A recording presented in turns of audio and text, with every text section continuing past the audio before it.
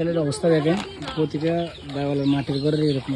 আকাশ দম ধরে আছে। এই কয়দিনে আকাশ যে পরিমাণ কাদা কাটছে, যে পরিমাণ বৃষ্টি হয়েছে, এক সপ্তাহ একটানা মানুষের ভোগান্তি। চট্টগ্রাম সাতকানিয়াতে এত পরিমাণ মানুষ কষ্ট পেয়েছে, মৃত্যু পর্যন্ত অনেকগুলো মানুষের হয়েছে। সেখানে আমাদের সেনাবাহিনী, দেশের অহংকার, দেশের ভালোবাসার একটি বাহিনী, সেনাবাহিনীর সৈনিক ভাইয়েরা সেখানে নিজের জানকে ত্যাগ করে, নিজের জীবনকে উৎসর্গ করে সেখানে তারা ত্রাণ সামগ্রী বিতরণ করেছে এবং উদ্ধার কাজ পরিচালনা করেছে।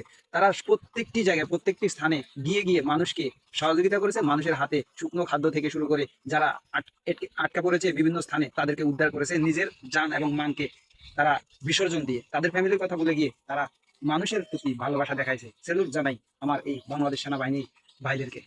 মানুষের ঘর বাড়ি কোনো কিছুই বাদ পড়ে নাই, সব কিছু ভেঙে চুরমার হয়ে গেছে। এবং কি এমন এমন স্থান যেখানে আসলে ত্রাণের মানুষ জানেও না ওইখানে ত্রাণ দিতে হবে, পানির নিচে তলিয়ে গিয়েছে এবং মানুষ প্রচুর পরিমাণে বিপদের মুখে পড়ে গেছে। সেখানে আমাদের প্রিয় অহংকার, আমাদের সবার ভালোবাসার বাহিনী, সেনাবাহিনী গিয়ে প্রত্যেকটি আনাচে কানাচে তাদের যেই ত্রাণ সামগ্রী সেগুলো পৌঁছে দিয়েছে। আপনারা দেখতে পারতেছেন স্ক্রিনে কিভাবে তারা তাদের জীবনের মায়া ত্যাগ করে তারা বিভিন্ন স্পিড বোর্ডে এবং নৌকায় গিয়ে গিয়ে তারা সব কিছু সুন্দরভাবে পরিচালনা করেছে এবং মানুষকে ত্রাণ সামগ্রী দিয়েছে এবং উদ্ধার কাজ চালিয়েছে।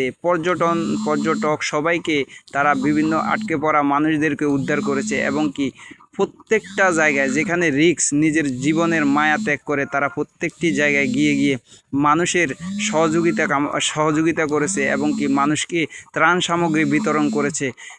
বুঝতেই পারতেছেন সাতকানিয়া এবং চট্টগ্রাম বিভাগে কি পরিমাণ কষ্ট হয়েছে এবং এক্সারসাইজ করছে তারা।